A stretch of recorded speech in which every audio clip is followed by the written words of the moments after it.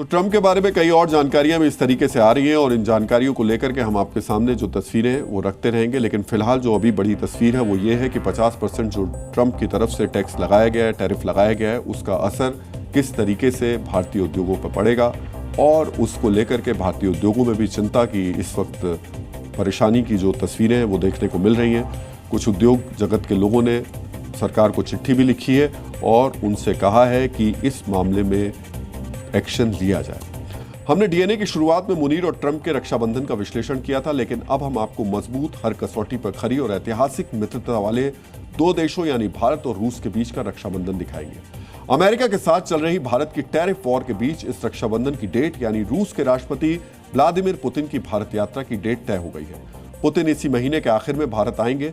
आज हम भारत रूस रक्षाबंधन का विश्लेषण करेंगे, लेकिन इससे पहले आपको अगले कुछ दिनों में होने वाली कुछ बड़ी मुलाकातों के बारे में जानना चाहिए जिसका असर न्यू वर्ल्ड ऑर्डर पड़ना उस पर तय है।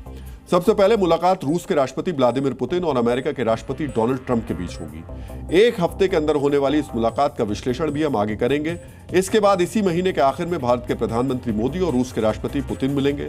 पुतिन खुद भारत के दौरे पर आ रहे हैं। 31 अगस्त और 1 सितंबर को चीन में होने वाली एससीओ समिट में मोदी चीन जा रहे हैं। भारत के प्रधानमंत्री 8 साल बाद चीन जाएंगे और इस यात्रा को भी टैरिफ वॉर के बीच काफी महत्वपूर्ण माना जा रहा है। ये 3 मुलाकातें आज की परिस्थिति को देखते हुए इतनी महत्वपूर्ण है कि आप इनको दुनिया में जो इस वक्त कहा जा रहा है कि कुछ हलचल है, वर्ल्ड ऑर्डर चेंज हो सकता है, वो कह सकते हैं। सबसे पहले आपको उस मुलाकात के बारे में जानना चाहिए जिसे भारत रूस का रक्षाबंधन कहा जा रहा है और जिसकी भूमिका मॉस्को में भारत के राष्ट्रीय सुरक्षा सलाहकार अजीत डोवल की मौजूदगी में बनी। आज भारत के राष्ट्रीय सुरक्षा सलाहकार अजीत डोवल ने मॉस्को में रूस की सुरक्षा परिषद के सचिव सर्गेई शोइगु से मुलाकात की और इसी दौरान अजीत डोवल ने बताया कि रूस के राष्ट्रपति इस महीने के आखिर में भारत के दौरे पर आएंगे। We are very excited and delighted to learn about the visit of His Excellency the President of Russia, President Putin, to India. I think that the dates are almost finalized now. The more important thing is this, that is, these summit meetings have always been the watershed points. इससे पहले Putin 6 सितंबर 2021 में भारत आए थे। Ukraine war शुरू होने के बाद Putin विदेशों के बहुत ज्यादा दौरे नहीं करते, लेकिन जिस वक्त भारत के एनएसए मॉस्को में मौजूद है उस वक्त इसी महीने पुतिन के भारत आने की खबर कई मायनों में महत्वपूर्ण है। पुतिन जिस वक्त भारत में होंगे उससे पहले उनकी अमेरिका के राष्ट्रपति ट्रंप से मुलाकात हो चुकी होगी। इसके अलावा महीने के आखिर में ही भारत के साथ ट्रेड डील करके अमेरिका का दल भी नई दिल्ली में होगा और 27 अगस्त से ही भारत पर अमेरिका के टैरिफ का दूसरा राउंड भी शुरू हो जाएगा, यानी भारत पर 50% टैरिफ फर्क करने लगेगा और उस वक्त भारत और रूस के बीच ऐसे समझौते हो सकते हैं जिससे अमेरिका को कड़ा जवाब मिले। इन समझौतों का रोड मैप आज भारत के राष्ट्रीय सुरक्षा सलाहकार अजीत डोवल ने मॉस्को में बना दिया। मोदी पुतिन मुलाकात के दौरान क्या क्या समझौते हो सकते हैं, इनका दुनिया में क्या असर पड़ सकता है, उसका संकेत भी आज डोवल और रूस की सुरक्षा परिषद के सचिव सर्गेई शोइगु के बयान से मिल गया। एनएसए डोवाल के साथ बैठक के बाद रूसी रक्षा प्रमुख ने नई विश्व व्यवस्था बनाने के संकेत दिए। शोइगु ने कहा कि मॉस्को के लिए सबसे महत्वपूर्ण बात भारत के साथ विशेष रणनीतिक साझेदारी को मजबूत करना है। इसका मतलब अमेरिका के दबाव के बावजूद भारत और रूस के बीच रक्षा समझौते होते रहेंगे और इस बात की संभावना भी है कि अजीत डोभाल रूस के साथ कुछ बड़े रक्षा समझौतों का रोड मैप तैयार कर चुके हैं।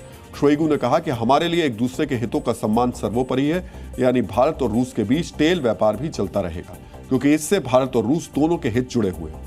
मॉस्को में दोनों देशों ने आधुनिक चुनौतियों और खतरों का संयुक्त रूप से मुकाबला करने की बात भी कही है। इशारा साफ था, सब जानते हैं आजकल भारत और रूस के लिए सबसे ज्यादा चुनौतियां कहां से आ रही हैं, यानी ये ट्रंप के लिए संदेश था। शोइगु ने कहा कि भारत और रूस न्यायसंगत और टिकाऊ विश्व व्यवस्था बनाने में सहयोग करेंगे, यानी अब टैरिफ पर अमेरिका की दादागिरी नहीं चलने दी जाएगी। भारत और रूस इसका मिलकर विरोध करेंगे। मॉस्को में अंतर्राष्ट्रीय कानून का शासन सुनिश्चित करने के लिए प्रतिबद्धता भी जाहिर की गई, यानी अगर टैरिफ पर अंतर्राष्ट्रीय कानूनों का उल्लंघन होता है तो भारत और रूस इसका भी विरोध करेंगे। आज शोइगु ने भारत और रूस के रणनीतिक साझेदारी को बढ़ाने की भी बात की। आज आपको इसका मतलब भी समझना चाहिए। डोवल और शोइगु के बीच आज किन विषयों पर रोड मैप बना और पुतिन के दौरे पर किन समझौतों पर फैसला हो सकता है। पुतिन के दौरे पर भारत को S-400 एयर डिफेंस सिस्टम की बची हुई 2 बैटरियों की डिलीवरी की तारीख पर फैसला हो सकता है। भारत ने रूस से S-400 की 5 बैटरियां खरीदने का सौदा किया था। 3 बैटरियों की डिलीवरी हो चुकी है, लेकिन यूक्रेन युद्ध की वजह से अब तक 2 बैटरियां नहीं मिल पाई हैं।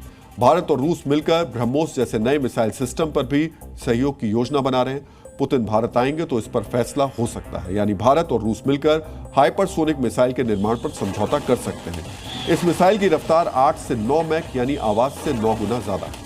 इसके अलावा 5वीं पीढ़ी के फाइटर जेट सुखोई 57 पर सहयोग पर भी फैसला हो सकता है। पुतिन के दौरे पर रूस और भारत के बीच दक्षिण एशिया के हालात और दोनों देशों के बीच सुरक्षा सहयोग को लेकर भी आपस में चर्चा हो सकती है, यानी पाकिस्तान और अमेरिका के बढ़ते सहयोग पर भी रणनीति बनाई जा सकती है।